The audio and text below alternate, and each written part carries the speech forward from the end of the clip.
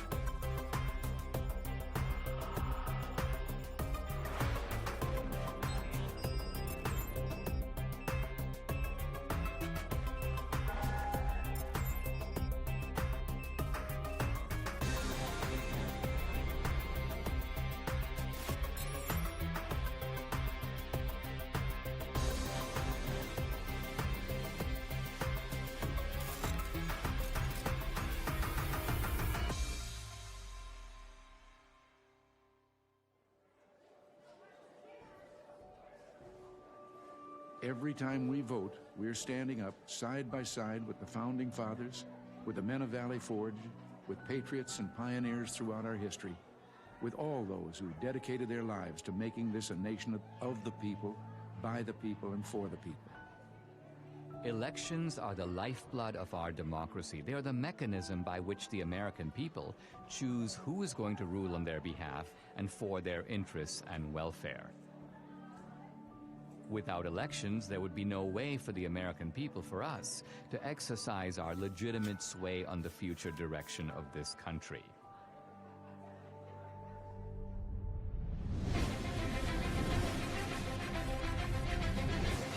Polls now closed in half the country, and we are getting some interesting results coming in from those battleground states. If you're a Republican, you say, wow. If you're a Democrat, you say, uh-oh. You see, Donald Trump is now starting to widen his lead. President Trump now with 54% of the vote. The president right now has the lead in the Keystone State. We're going to have a great night, and we're going to have, much more importantly, we're going to have a great 4 years. The 2020 election haunts the American mind. Here's where it gets really bizarre. At Fulton County, most populous county, it is Atlanta, they just stopped counting. Nevada, meanwhile, has stopped counting votes. They've all stopped counting for the night? All right, welcome back. This is CNN special live coverage, 10:31 a.m. on the East Coast. Why am I giving you the time? Well, if you managed to sleep last night, things changed. You may have gone to bed thinking this election was headed one way, and then you woke up and you saw things were different. Also overnight, Joe Biden pulled ahead in the state of Georgia. Joe Biden takes the lead in Pennsylvania. Okay, we have an announcement to make. Joe Biden has run for president 3 times, and the 3rd time has turned out to be the charm. One side insists it was the most secure election in U.S. history. Let me begin with one immutable fact. The 2020 election was the most secure election in American history. It was the cleanest election, the safest election, the most secure election ever run. And make no mistake, there has been no evidence of any significant widespread voter fraud. Let me say it again. The 2020 election was the most secure election in American history. Period. This same side accuses anyone who disagrees with them of perpetrating a big lie or the big delusion. The big lie keeps getting repeated. The big lie is just that, a big lie. And despite a relentless media barrage, the other side remains convinced there was widespread election fraud. What I saw was not a secure and transparent election. Poll watchers claim the Travis County Clerk's Office is locking them out. Last night there was a major software glitch that actually delayed the counting of all of the ballots. I look at election fraud, and I want to look at secretaries of state who illegally changed the voter laws without the permission of their state legislature. There have been numerous attempts to prove election fraud. The van dropping off ballots in the early morning hours of November 4th, 8 hours past the deadline. She said her mother was in a nursing home and did not have the mental capacity to vote.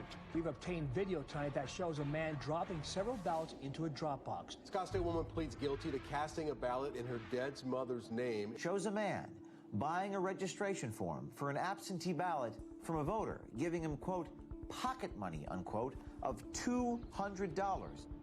Yet courts have refused to consider these cases on the merits. The Supreme Court rejecting an effort by Republicans to reverse President-elect Joe Biden's win in Pennsylvania. The Supreme Court has rejected the Texas-led effort to toss out election results in 4 key states. Even some Republicans dismiss the idea of systematic fraud and call for us to move on. Fraud did not play a role in the outcome of the election. The election was fair as we've seen.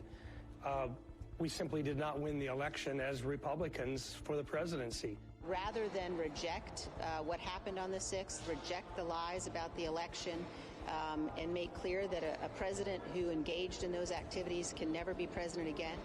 But we can't move on unless we know the truth. Many other issues arise out of the 2020 election. Did the January 6 protesters go to D.C. to mount an insurrection? It wasn't an insurrection, it was a primal scream. To protect the Constitution of the United States against enemies foreign and domestic! They wanted their elected leaders to adjudicate the claims of election fraud. The left's claim that this was the most secure election is also the foundation for the widespread censorship on social media of the so-called big lie. This morning, President Trump waking up without his favorite megaphone. You will never again see a tweet from President Trump. But is it a big lie? Is it a lie at all?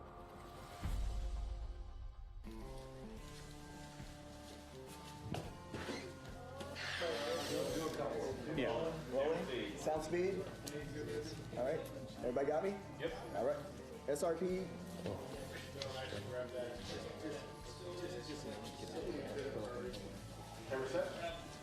Ready? Set.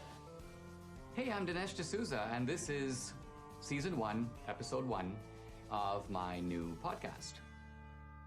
I started my podcast in early 2021 to speak the truth. But by simply asking questions about election fraud, you get booted from YouTube and Facebook. My podcast is sponsored by Salem Media, and I knew that other Salem hosts felt my frustration. Larry Elder, Dennis Prager, Eric Metaxas, Sebastian Gorka, Charlie Kirk.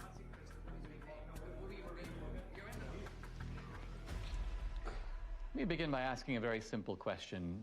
Do we feel confident or comfortable that we know the truth about what really happened in the 2020 election? I'm agnostic on this question, and I am awaiting more information. What about you, Eric? I think Dennis is a coward. I think, no, honestly, it's almost funny to me you say you're agnostic. And I think most Americans know that we don't know what happened and are not okay with that, by the way. I'm supposed to believe that a man who didn't campaign or campaign from his basement got more votes than the first black president in America. I don't believe it. Charlie? We have crumbs. We have some evidence here and there that the picture is far from complete. Larry, in your race, you were asked straight out, right? Do you believe that the 2020 election was stolen? What was your answer, and do you abide by that answer as of right now? My answer was that Donald Trump is in Mar-a-Lago, and Joe Biden is in 1600 Pennsylvania Avenue. The lawsuits did not succeed. Do I believe there was shenanigans? Do I believe there were irregularities? Absolutely, and said so. This is probably the most loathed president I've ever seen. I thought Richard Nixon was loathed. I thought George W. Bush was loathed because of the Iraq War. I've never seen the level of vitriol against this man every single day. I think there was a study that found 91% of the news of ABC, NBC, CBS nightly news against Donald Trump was negative. dogged by a bogus 2.5-year collusion investigation. And then on the eve of the election, this Hunter Biden story drops, which shows that Joe Biden completely lied about his lack of knowledge of what his son was doing, and it was suppressed. And even the CEO of Twitter later on admitted that it was suppressed and shouldn't have been. That alone would have altered the election. You add all that up, my point is, this man is so loathed, I wouldn't put it past the Democrats to do virtually anything to make sure he doesn't get another 4 years. If I believed the president were a Nazi, I might steal an election. If we were Germans in the 1930s, we'd steal the election from Hitler if we could. If I'm that indoctrinated, of course I can justify it. I think it was Jane Fonda who said that COVID was God's gift to the left, right? It wrecks the empirical positives of the Trump economy, but here's the other. It enables a whole bunch of things on the other side to change the rules of the election. So the point is, in a COVID environment, is it not conceivable that Trump could have lost fair and square? I think millions of Americans know something went wrong, and they have little pieces, and no one's really put it together. They know that there was injustice. They know it in their gut. They know it through the bellwether counties where Donald Trump won almost every single one of the predictive counties that show who's going to be president. And then they also know it where they went to bed thinking Trump was going to have 4 more years, and they woke